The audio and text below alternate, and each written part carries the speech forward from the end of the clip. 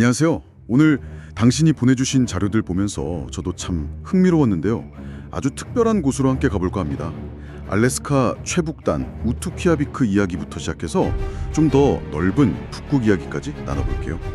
저희가 본 자료가 한국일보 기사, 또 북극 이야기 얼음 빼고라는 책 리뷰, 그리고 이승철 작가의 죽기 전의 어둠 마을이라는 소설 발췌문, 이렇게 다양하죠. 네, 이 극한의 땅에서 벌어지는 현실, 또 그 속의 어떤 감성들 같이 한번 깊이 들어가 보시죠. 먼저 그 기사를 보면요, 우투키아비크, 여기가 민간인이 사는 곳 중엔 지구 최북단이라고 하더라고요. 매년 11월 중순부터 거의 2달 넘게 67일 동안 해가 아예 안 뜨는 극야 현상이 나타난대요.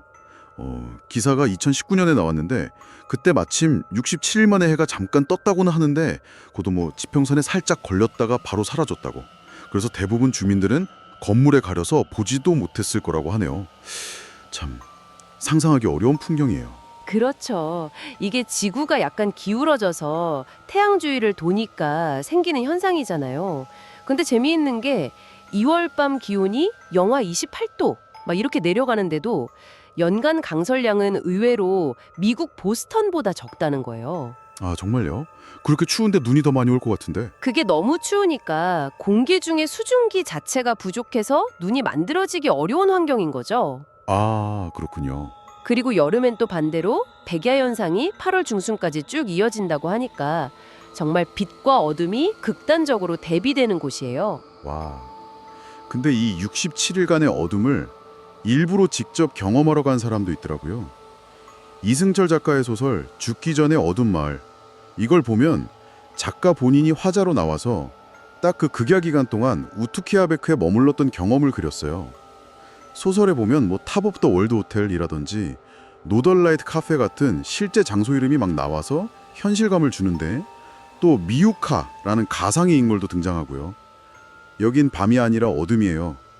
가끔은 그 어둠보다 깊은 게 이 마을 밑에 있어요. 이런 대사도 나오거든요. 이게 그냥 여행 기록이랑은 좀 다른 느낌인데, 이런 문학적인 접근은 뭘 보여주려는 걸까요? 아, 그거 정말 흥미로운 지점이에요. 단순한 사실 전달을 넘어서는 거죠. 이런 문학 작품은 그 어둠이라는 현상 자체보다는 그 어둠이 주는 어떤 깊은 고립감이라든지 혹은 오히려 그 고요함 속에서 더 크게 들리는 내면의 소리, 소설 표현대로라면 감정의 소음 같은 거 있잖아요. 그런 걸 포착해내는 것 같아요.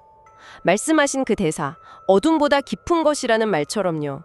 물리적인 어둠 너머에 있는 어떤 심리적인 부분, 그 장소만의 분위기를 탐구하게 만드는 거죠. 현실이랑 상상이 어우러지면서 그곳을 더 입체적으로, 그 감정적으로 느끼게 해주는 장치라고 할 수 있겠네요. 그렇군요. 물리적인 어둠 너머의 심리적인 깊이. 아, 듣고 보니 정말 그런 것 같네요. 이런 극한의 환경이 주는 경험이 뭐 우트키아베크에만 있는 건 아닐 텐데요. 저희가 본 다른 자료, 북극 계약이 얼음 빼고 리뷰를 보면 북극권 전체에 걸쳐서 정말 다양하고 독특한 이야기들이 많더라고요. 맞아요. 예를 들면 러시아 사하공화국, 거기는 메머드 왕국이라고 불린대요. 영구동 토층에서 메머드 상아가 많이 발견되는데 이게 멸종 위기인 코끼리 상아 대체제로 쓰이면서 좀 논란이 있기도 하고요. 아, 코끼리 보호에는 도움이 될 수도 있겠지만 그렇죠. 긍정적인 면도 있는데 또 동시에 영구동 토층을 파헤치면서 생기는 환경 문제라던가 아니면 그 안에 잠들어 있던 고대 바이러스 노출 위험 같은 뭐 그런 우려도 같이 제기되고 있는 상황입니다. 양면성이 있네요. 또 노르웨이 스발바리제도 얘기도 인상 깊었어요. 미래를 위한 저장고 역할을 톡톡히 하고 있더군요. 전 세계 식물 종자를 모아둔 스발바르 국제 종자 저장고도 있고, 또 인류의 디지털 기록을 영구 보존하려는 북극 세계 기록 보관소도 여기에 있다니 정말 놀랍더라고요. 네, 그야말로 인류의 중요한 유산을 지키려는 어떤 절박한 노력의 상징 같은 곳이죠. 영구동 토층이라는 그 안정적인 환경, 그리고 워낙 외딴 곳에 있으니까요.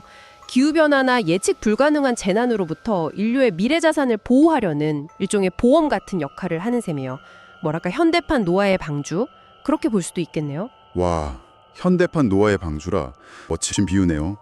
그리고 우리나라 이야기도 잠깐 나왔었어요. 북극해 공해상에서 당분간 어업을 중단하기로 한 협정이 있는데 여기에 우리나라가 중국, 일본과 함께 참여했다는 내용이요. 비북극권 국가인데도요.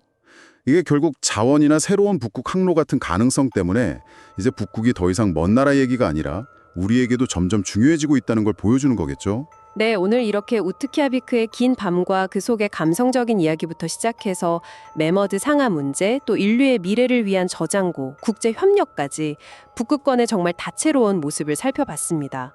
극한의 자연 환경 속에서 살아가는 사람들의 이야기, 또 미래를 대비하려는 노력들이 막 교차하는 곳이네요. 네, 맞습니다.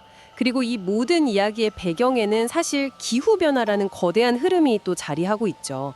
예를 들어 그린랜드 같은 곳은 빙하가 녹으면서 그 밑에 숨겨져 있던 희토류 같은 자원을 개발할 기회가 열리기도 하고요. 또 러시아는 원자력 쇄빙선을 동원해서 북극 항로를 아주 적극적으로 개척하려고 하고 있죠. 이렇게 북극의 변화는 단순히 환경 문제를 넘어서 지정학적으로나 경제적으로 새로운 기회와 위기를 동시에 만들어내고 있는 것 같아요. 그렇군요. 정말 빠르게 변하고 있는 무대네요, 북극이. 그렇다면 앞으로 이 변화의 소용돌이 속에서 또 어떤 예측 불가능한 이야기들이 펼쳐질까요? 어쩌면 새로운 기회의 땅이 될 수도 있겠지만 반대로 우리가 풀어야 할 더 큰 숙제를 안겨줄 수도 있겠죠. 이 질문을 당신과 함께 고민해 보면서 오늘 이야기는 여기서 마무리하겠습니다.